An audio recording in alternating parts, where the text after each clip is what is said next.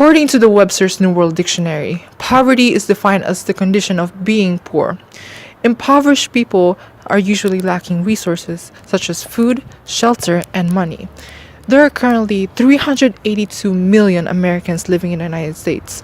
About 43.1 million of those have lived or currently living in impoverished situations. That is roughly 1 in 7 Americans that have lived through poverty. Now, when you think about a person being poor, you don't necessarily think about them committing a crime. Crime doesn't just have one demographic. Crime can be exercised by many types of people, such as the poor and the rich. Now, those two types of people won't necessarily commit the same crime. However, if they do and go through the same criminal justice system, how well do each one of them get represented, and how much treatment, how well do they get treated based on their socioeconomic statuses? And the main question is, how does the criminal justice system treat the impoverished people?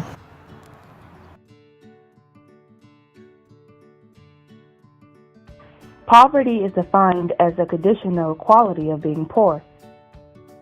As mentioned before, a total of about 43.1 million Americans have lived or currently living in impoverished situations. More poverty is concentrated around the outside perimeter of the United States. The average poverty rate in the U.S. is about 13%. There are certain characteristics that define poverty. This includes low family income, people working below minimum wage, seniors living on fixed incomes, and most importantly, unemployment. Based on the U.S. Census data recorded in 2015, African Americans compose 24.1% of Americans living in poverty, Hispanics at 21.4%, and Asians at 11.4%. The criminal justice system.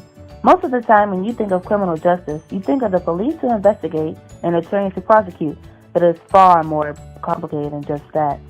The criminal justice system is the law that is in charge of controlling and preventing crimes by punishing those convicted of criminal offenses and imposing penalties. There are 3 governmental levels, but they all involve the police. The 3 levels are local, federal, and state. The local level has a municipal court and deals with low-level violations, while state levels deal with state issues and federal level deals with federal issues. The criminal justice system includes law enforcement, courts, and corrections.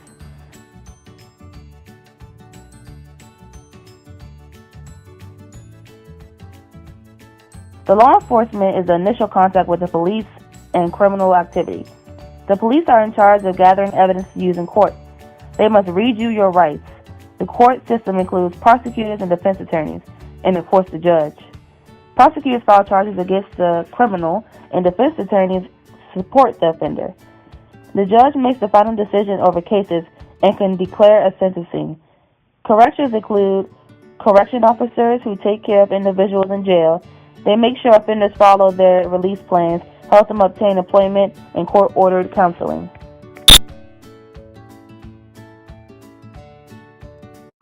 We interviewed Assistant State Attorney J.D. Mathis via telephone to get an informed look into the courts. Ethical or unethical? What is your jurisdiction? My jurisdiction is Prince George's County. Okay. What are the typical duties you perform at your job? As an assistant state attorney, I am responsible for prosecuting crimes, drug crimes that happen in Prince George's County, Maryland. I prosecute those crimes on behalf of the state, and I seek justice for the community. Okay. What judges do you come into contact the most? Judge Lamazny, she's a retired judge. She's been a judge for over 30 years in the county, and she comes back now to do specialty court. Judge Nick Rattel, he's one of the drug court judges that I come into contact with a lot. Judge Tiffany Bright, she's another judge that I come in contact with a lot, so I would say those 3 the most. Okay. And do you believe that they are good at what they do? They're fair, ethical? Absolutely. I think they're some of the fairest judges that I've seen, and that's why they've been around. The 2, Judge Lamazny and Judge Rattel, have been on the bench for, I believe, over 30 years. Okay. So, as far as other people who are in the courtroom, as far as public defenders, lawyers, do you feel that any unethical practices have been done as long as you've been there? Not that I've seen. In some other cases, I may have heard from my colleagues, but personally, any cases that I've been in, I haven't seen any unethical actions being done. Are the public defenders' caseloads manageable? I know that sometimes if they have so many cases to do within 1 week, everyone that they see and that they represent, they don't get adequate help and attention. Do you think their workload is manageable? Well, I work for the prosecutor's office, the public defender's office, the other office. I know we both have very heavy caseloads. I know they definitely have heavy caseloads, but they have a nice amount of attorneys as well. So, being public servants, we both have a big caseload on us at all times. But I think we have enough staff members to cover it. So I think they do a pretty good job. Okay. Do you think that the bail amounts are set reasonably? For example, if there is a child that comes from an impoverished background and he did something like petty theft, do you think that his bail would match the crime that he's charged with? Well, sometimes it looks like to other people that it may be disproportionate the bail amount, but what they have to remember is a lot of times the judge can see the person's background. He's looking at things that they've been doing. He's looking at the charges and what people in the public or people who are not law officials may deem as something as petty or may see something as, disproportionate. We, on the other hand, or the judge who's assigning the bail, can see that that person either has a long record, has a record of not appearing in court, so when they bail out, they don't come back, and you have to send the sheriff out to get them, or there's different things that they're considering. So to some people, it looks unfair, but the judge, a lot of times they've been doing this for a very long time, so they're pretty good with their discretion when they accept bail, in my opinion. Okay. Do you feel a lot of appeals are being filed? Not that I've come across. Maryland is a little more difficult, the appeal process, than other states are. So I have not heard of a lot of appeals happening, especially in the last few years. Okay, so you said that in Maryland it's a little different from other states. How would you say that it's different for the appealing process?